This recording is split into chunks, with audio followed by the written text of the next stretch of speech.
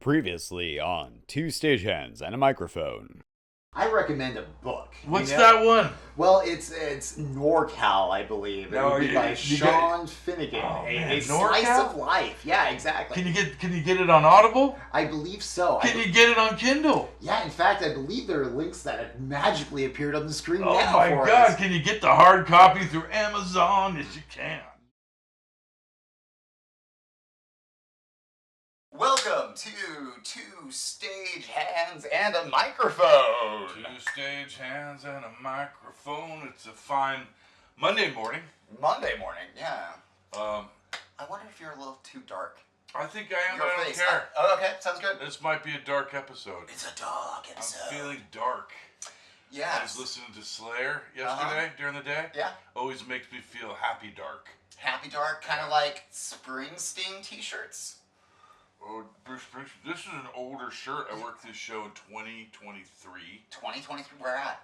Moda Center. Motor Center? Did you work it? I did not do Springsteen, no. Let me ask you a question. Answer honestly, are you a Bruce Springsteen fan? Oh, Bruce Springsteen, who art from New Jersey, hallowed be thy riffs. Thy tour trucks come, and thy riders will be done. East Coast as it is on West. Grant us this day our PPE, and protect us with thy OSHA compliance, as we protect those working backstage with us, and lead us not into Live Nation, and deliver us from oligarchy. For thine are the stories, the gear, and the spectacle, promoting livable wages, agency, and caring for all. Union. I would say I am appreciative, but not necessarily a fan. Gotcha. Right? I think that's pretty common. That's why I asked. And especially with people who aren't either you're a Gen Xer, but I mean like baby boomers. He's their Led Zeppelin. yeah, especially if you're on the East Coast. Like if you're from New Jersey, New York, that area. Yeah. The guy who got me into Springsteen was from the East Coast. Oh, was he? Yeah, but just like you, when Born in the USA came out, I'm about, what am I about? 7 years older than you? Yeah, absolutely. So when Born in the USA came out, I was into nothing but punk rock and thrash metal. I mean, old metal too, but at that time, I listened to nothing but thrash metal and punk rock, and I hated Born in the USA with a passion. I just wasn't listening to it. Bruce Springsteen represented this other generation. Fast forward to about 15 years ago, I'm driving from Oregon down into California. It was kind of earlier in the cell phone thing. Streaming was new. I was somehow streaming a song, or maybe I downloaded a song back then, and I got into a bad reception area. Couldn't get any music through my phone, so I had to turn to my truck's radio. And the local radio station, I found nothing, and I found a station, and he said, and now, 4-song set of Bruce Springsteen. And I was like, okay, there's nothing else, right? Right. I'm not really into this, but I need some tunes. Mm-hmm. First tune grabbed me. Which one was the first tune? I don't remember, but I just remember it grabbing me. But I remember the second tune was a song called Growing Up that I never knew he sang. Oh, and I always liked the song. Yeah, absolutely. So I was like, oh, I love this is him. Yeah. Thing. And so I don't even remember the next song, but I remember the last song was Jungle Land, which is a very big epic. Mm-hmm. The great Clarence Clemens sax solo in the middle. And by the end of that 4-song set, I was a Bruce Springsteen fan. Fast forward from 15 years ago to 2023, our old compadre Tony and I always had similar... Tuna ball. Here's the tuna ball. Yeah, Rest absolutely. in peace. Rest in peace, tuna. Whenever I'd wear rock shirts, we had almost identical taste. Mm-hmm. And he'd love that. And we were almost exactly the same age. Yeah, you mentioned he wore Steely Dan shirts. And that yeah, kind of stuff. And then I went Steely Dan from the metal, and he goes, you like metal and Steely Dan? I'm like, dude, I like all kinds of music. Mm-hmm. So when Bruce Springsteen came to town, I was on carpentry that morning building the stage. And it's hard work. Those are heavy decks. When you get carpentry, a little part of your heart sinks for a second. Let's not lie, right? I come out of it in 30 seconds because I'm like, hey, I'm getting paid to work out. Yeah, absolutely. And that's the only way to go, because if you resist it, it's miserable. Yeah, absolutely. And it can actually be fun. If you get the right crew, carpentry's great, right? Exactly. Like if Pinky's leading a crew, Yeah. for example, Yeah. like he knows what he's doing. Oh, he makes and it fun. Right, and he'll tell you if you're doing it wrong, right, and can hurt a person. Like, Good if point. you slide a deck, it's so Yeah. much easier Yeah. than, Yeah. trying to maneuver it Oh, up yeah. and down and carry the whole weight, Totally. right? Use Like, the weight as a fulcrum, the whole thing. right, and if you have someone calling kind of the shots, it works Do you so have a much rhythm? better. Yeah, absolutely. So I do carps in the morning. We break for the midday break. Mhm. Oh, by the way, when I come in that morning, I'm like, who do we got today? I forget. And Tony goes, Bruce Springsteen. And I'm like, right on. Uh-huh. It's the first break in me and Tony's musical taste. He goes, dude, do you like Bruce Springsteen? Oh. Yeah, and I was just like, dude, I love him. I don't just like him, I love him. Mhm. I'm late in life fan. Yeah. Came to him about 40 years old. And so anyway, I go to the break, have a little, 8-hour break between the load in and the load out. I Mhm. come back. Of course, I'm going to be on carps again, right? That's usually the case. If you're working on the end, Whatever yeah. department you work on the in, you work on the out. That way you have the institutional knowledge, you know how things were when they set up, Yep. you're used to You're dealing with that pre-trained. person. Yeah, and they're familiar with you, right? Familiar with you, they know your name maybe, and you can be fast. The nighttime loadout's much faster than the load in, so you can be quicker at it.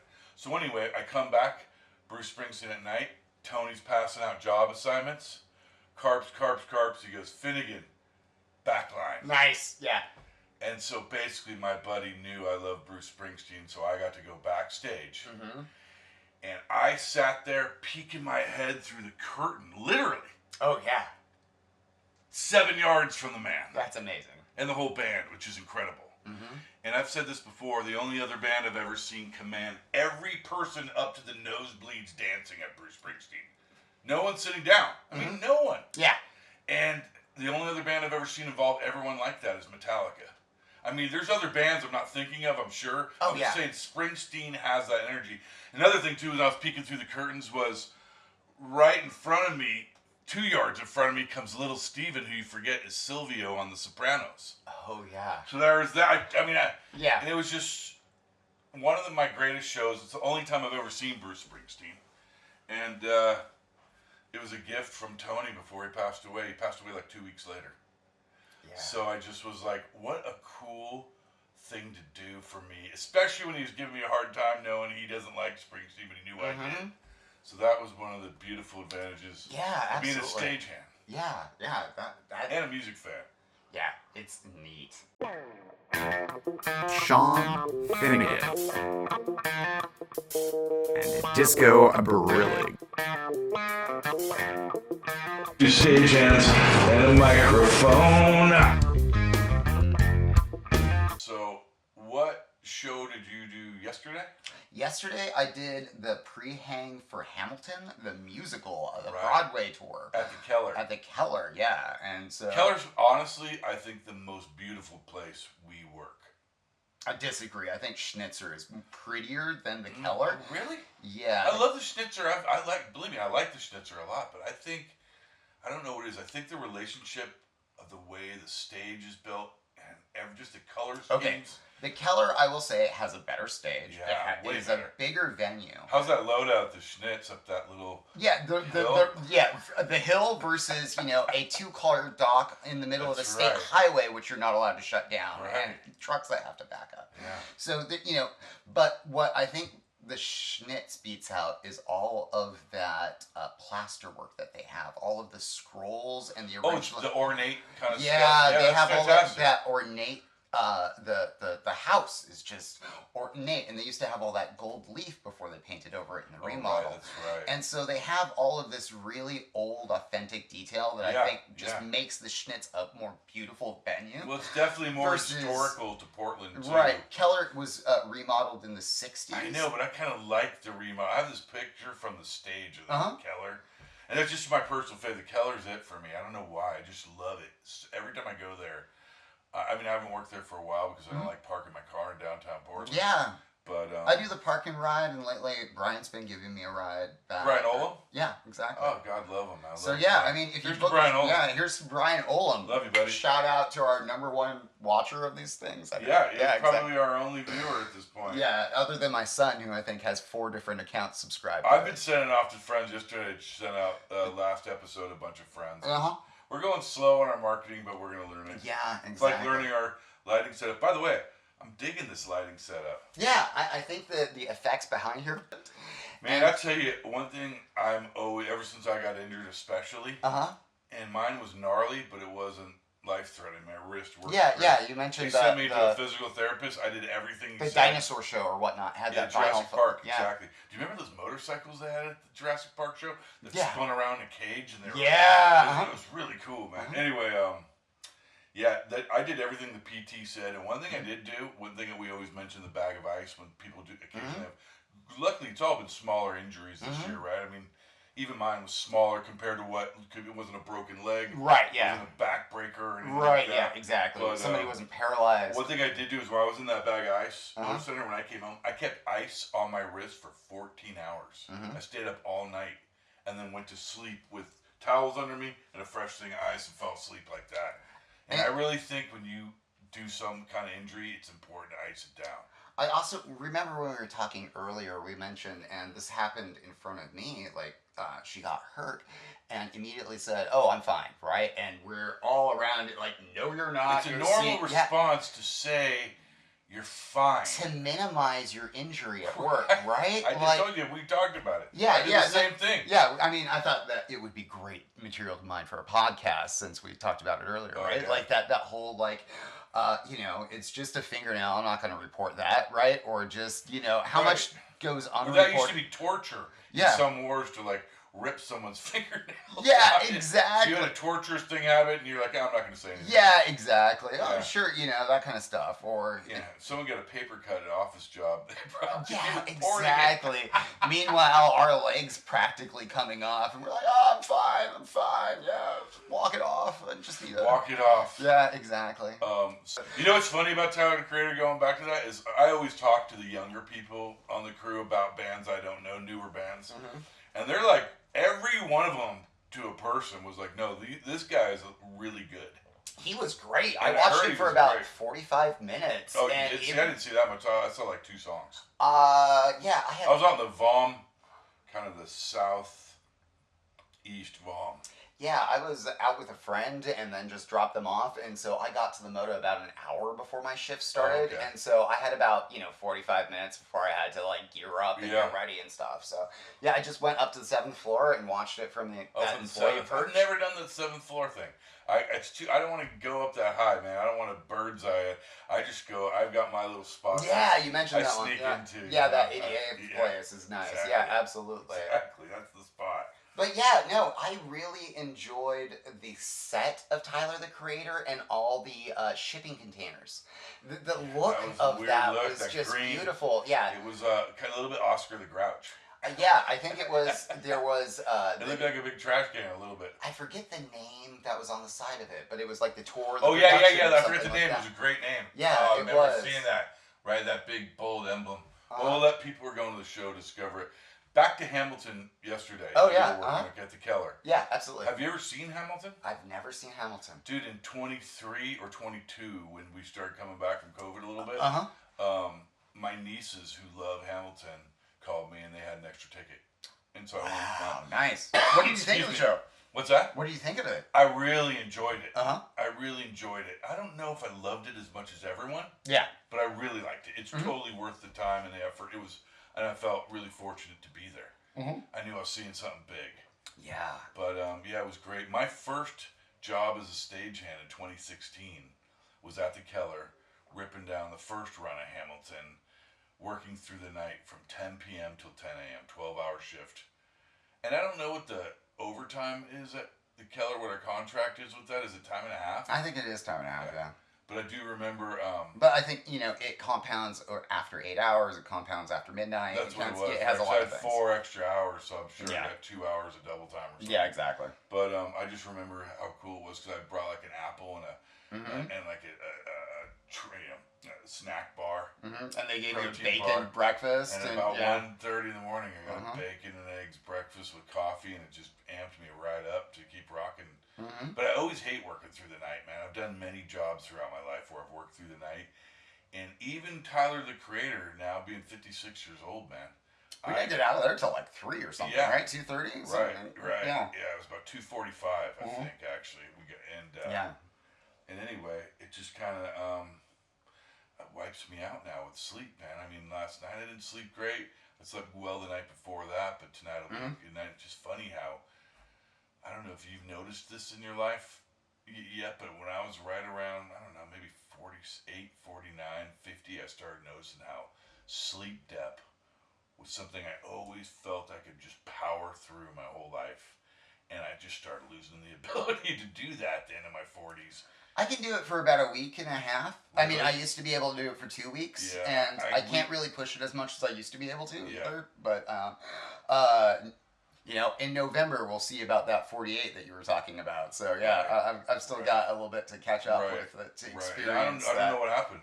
It was just strange, man. I just started noticing, like, I am dead to the world after losing sleep for 2 nights. And it used to be kind of like nothing. I could just kind of roll with it, and I'm fine. And so it's just weird, man. I'm just getting older, changing. Yeah, I noticed like a decline in some ways, but I still tend to ride a lot of sleepless nights without too much problems. Good for you, man. That's right. I don't know if it's I read good where for me. Jay Leno sleeps 4 hours a night and he's fine. That's kind of what I do right now. 4 to 6. Good for you. I cannot do it anymore. I can't sleep through the night. I just wake up in pain and that kind of stuff. And so it's I just sleep pretty well through the night now. That's the thing. I think over time. I'm very jealous. I think that's healthier. Sleep. Look at sleep in your life. Yeah, absolutely. Sometimes it's the key factor. Examine healthcare. I know sometimes when I'm a little moody. Yeah. Is when I fucking have not slept well. Yeah, whereas absolutely. if I've slept well, I'm like indestructible. Well, to go into, my dialectical behavioral therapy training, there's an emotional regulation part of getting your needs met and versus your moods and stuff like that. And so sleep is one of those things. So is like avoiding alcohol or drugs. Right. Another thing is eating right? Like the foods can make a huge difference on your I ate a little wrong yesterday and it came back to haunt me. So can physical activity, or the right amount of physical activity can also alter kind of your thing. And there's also sometimes I come out of the gym or even off of work and I'm so pumped, like I got dopamine flowing. I'm so positive about everything in my life, and that's a feeling I'm trying to dig into more. I used to be a big workout person, but it's been a long time, and now I'm just slowly doing it. Yeah, physical exercise is definitely one of those both distress tolerance tools and emotional regulation tools. It goes both ways on that. I was thinking, to real weird segue, but I was thinking, let's talk about a couple of your art projects. Like maybe you could go into like a close-up of Auric now. Auric now? Oh yeah, Auric. Yeah, we could do that. Tell me real quick about Auric. How long did it take? How did you get the basic template for it? I mean, so the basic template is, hey there, this is me in my skull. So what this is eventually going to be is my disco skull. So in order to make a disco skull, I had to have a mount. I put the mounts on there. Look at that heavy ass hardware. Should easily be able to hold this weight. Have a room for a safety cable. Cut out the eyes of this little plastic monstrosity from Joann's, which cost me about $60. Although they claim this is a $120 skull. I don't believe you. Anyway, it is not anatomically correct. And so it had a skull-ish shape, but the jaw was one piece connected to the ground. It was solid in the back. There was no back of the head, so to speak. Really? It was all one piece. You've got little bumps in the skull in the back here. Yeah, like and skull. so the real thing stops at about, like here-ish, and then the entire back side is completely sculpted. And then did you just take a mirror and like shatter it? A bunch of mirrors, yeah. There's probably like 5 or 6 different mirrors, and then I cut up all them. And how did you cut the pieces to be uniform? I have glass cutters and mirror cutter tile cutters, like nippers and things. Have you always made stuff like this since you were a kid? No. When did you start doing it? I think when I started to have a house, I think. Like just one day find yourself kind of like grabbing stuff and going and just drawn to it. I think I was taking theater classes, right? And There you so go. once you start using power tools and building a props. set, so with the props, ever since I was like 8, I think, no, 12 is when I got into painting like miniatures, like models, and so I built model rockets. Like when you made that great bobblehead of Dow. Yeah, exactly. Which could probably be shown right about. Yeah, exactly. So like Dow's bobblehead, that whole like. Plaster of Paris, is that what that is? No, it is clay, it's tape, it's... Wow. Actually, a styrofoam Halloween pumpkin is the original base of the head. Wow. And then the body is a tangled baby doll that I wrapped my old business cards around with tape and then painted. A tangled baby doll Dow. Yeah, yes. Here, you can see... I'm not going to do that with our editing on every show. It's just fun. Yeah, it's fun to be able to say, hey, future self, can you add this picture Just think in the era of videotape, you couldn't just insert stuff as easily. No, it would take like a chroma key, Right. like a gen lock, you'd have to Right. have a mixer, Yeah. or get your like splicer tape. Right, you might be... But you couldn't do like the picture-in-the-picture stuff, or You the had motion to render all the effects. video footage before it was digitized. And before that, there was like the flatbed, you know, when we had actual celluloid. When I was in film school, we had actual celluloid. That's pretty cool. So, I don't know, I just thought Oric and the Dow bobblehead, I thought, dude, you're a good artist, man. I love this thing, man. My mom can't stand it when she comes over, freaks her out. That's actually the sign of good contemporary art, right? Totally, Like, right? if it, And now it's like a prop. It doesn't, I kind of almost get this fishing, slightly outdoors music thing going, and then Oric, and I just love them. well, it adds the heavy metal to round out your personality, right? It's so like true. you have Like, a this lot. is like when I'm listening to Steely Dan. Right. I got a little Zeppelin. You have Miles Davis over Right, here. I listen to Maynard Miles Dixon. Davis. Yeah, you have I got that. a little Flying Burrito Brothers going. Yeah. And then, like this morning, I needed Dream Theater. I needed Right. some Metallica. I needed some Ghost. And there's that's Oric where for Oric us. there. Yeah. And I swear to God, sometimes when I'm playing metal, I'm not shitting you, jaw moves, dude. It's amazing. Rocking back and forth. 2 little like devil horns comes out. Yeah. Absolutely. That's great. Man. So I worked on Sunday. I worked the Deftones. Oh yeah, that's right. I did the out on that. Oh, that's right. I remember seeing you on the out. I forget what I did. I think I was on Electrics again. Right.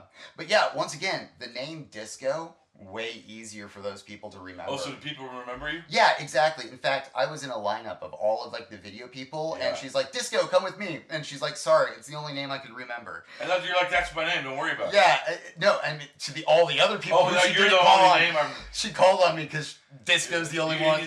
That's fucking great, dude. That's Yeah. so cool to hear. Yeah, and it happened twice. Are you a Deftones fan?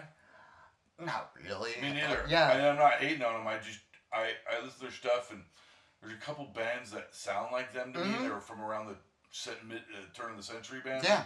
It just never grabbed me. Don't dislike them particularly. I'm sure if I was on a desert island, I'd be rocking out. Yeah. But what was cool was there was kids 15 years younger than me. And Deftones was like an old school band for them. Old school. Yeah. And anything around. That's crazy. That's crazy to me. But I just dig that. That perspective change is always They had neat. a pretty cool crew. No, their crew was pretty cool, man. I mean, it was like there was. It was their first show. That's what I was gonna say. right? There were And some so- hiccups because, or not some hiccups. Stop. Oh, actually, that's the other camera. Never mind. It's this one we have to really worry about. But my so this 17 minute. Yeah, that one shut off. I mean, I can turn it back on if you want. Like, creep over there. Yeah, let's go creep, man. Yeah. 2 stagehands and a microphone with Sean Finnegan and Disco Brillig with music produced by Mike Favero.